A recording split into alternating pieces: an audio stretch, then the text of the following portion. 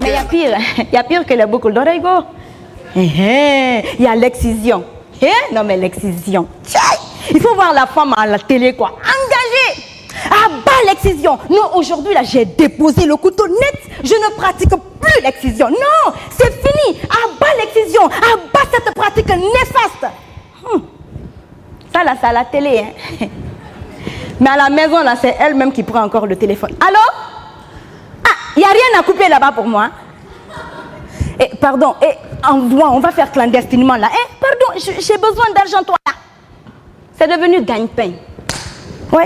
Vous savez, chez nous présentement là, tout ce qui est légal là, on n'aime pas go.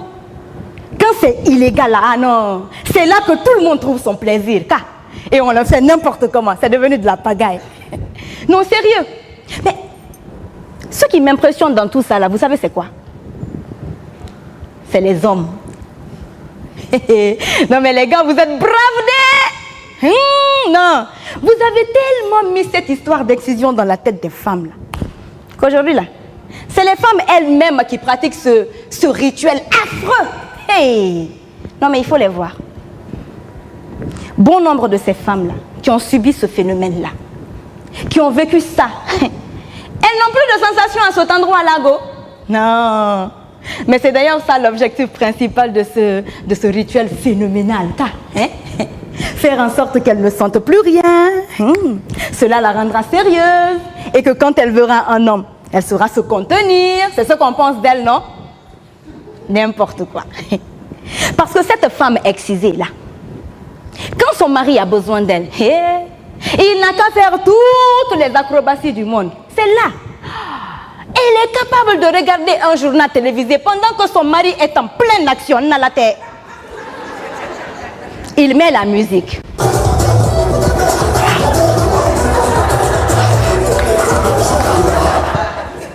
Et tu la vois là, boudou, aucune réaction. Non, rien. Maintenant c'est quand l'homme est là. Il est là essoufflé. Alors ça va? T'as kiffé? Ça t'a plu, hein? Surtout cette position-là, tu l'as aimée, n'est-ce pas? C'est en ce moment, elle dit, ah, donc tu as fini, quoi. D'accord. Mais pour elle encore, c'est mieux. Hein? Non, pour elle encore, c'est mieux. Il y en a qui sont capables de mâcher un chewing-gum en bas de toi, dans la tête. Pendant que l'homme est en train de s'échauffer, là. Hein? Ah oui. Oh là là. En ce moment, elle est là. Non, c'est comme ça que ça se passe malheureusement. Sans compter les multiples infections que cette femme peut rencontrer. Les règles douloureuses par exemple. La stérilité. Et quelquefois même c'est des saignements qui peuvent conduire à la mort carrément. Sans compter les multiples complications pendant l'accouchement de ces femmes-là. Il y en a même qui perdent la vie en donnant la vie, go. Et pire, oui. Les bébés ont peu de chances de survivre dans ces cas. Et c'est vraiment triste. Bon. Par contre,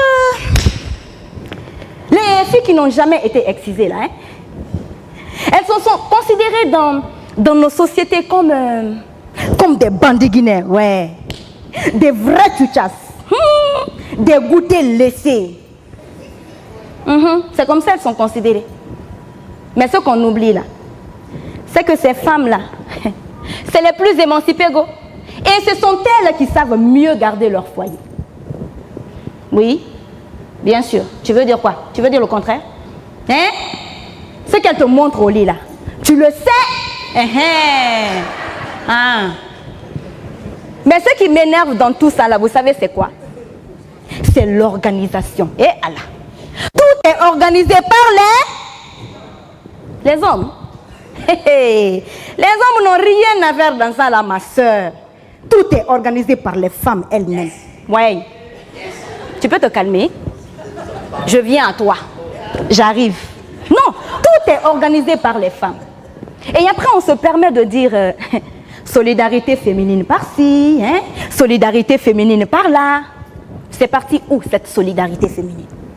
Qu'est-ce qu'on en fait de cette solidarité féminine? Parce que ça, si C'est tout sauf de la solidarité féminine. Bon. Revenons aux vraies filles de nos sociétés. Hein? Celles qui ont été méga excisées, là. Celles qui ont subi les affres de l'excision. Hein? Non. J'ai l'impression que c'est un règlement de compte. Non, sérieux. C'est-à-dire, je suis passée par là, ma fille passera par là, ma petite fille passera par là, ainsi de suite, ainsi de suite. Oui, parce que ce sont elles qui réunissent toutes les petites filles du quartier. Évidemment. C'est connu, non? Les retirer cuic-cuic, leur petit clitoris. Oui, et souvent les grand-mères sont devant et les tantes ferment le peloton. Le plan, qui se rappelle de son plan là? Qui se rappelle de son plan? Les enfants, on va acheter des bonbons pour tout le monde. Ouais! Un bonbon, un bonbon, un bonbon, un bonbon. Et après, les enfants sont alignés comme ça là. Et on entend quoi? Babié, grand maniara. Babié, grand maniara. De passer you les rallyes, moussé, ça fait grand maniara. Courbe, courbe! Non mais sérieux. Mais ce qui est marrant dans tout ça là, c'est que souvent les enfants sont kidnappés quoi. Non, ils sont pris à l'insu de leurs parents. C'est digne d'un kidnapping avec rançon, je vous dis, oui. Une rançon sans prix. Quick, quick. Mais il y a des moments où je me demande, si on doit évaluer, quick, quick en francs guinéens, ou encore moins en euros, ou encore en dollars, combien ça allait coûter? Oui, je vous demande, combien? Combien ça allait coûter?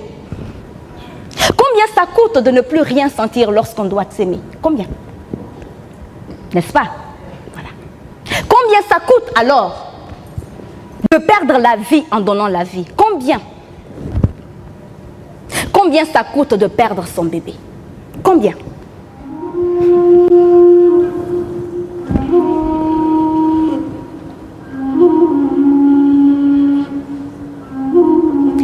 Je me souviens encore de cette lame. De cette lame qui s'est approchée de moi. Mais cette lame, quand tu l'as vue, et après tu ne la quittes plus du regard. Et tu ne l'oublieras jamais. Mais la question que je me suis posée, et que je continue encore à me la poser, c'est quand? Quand est-ce que ça va s'arrêter? Quand?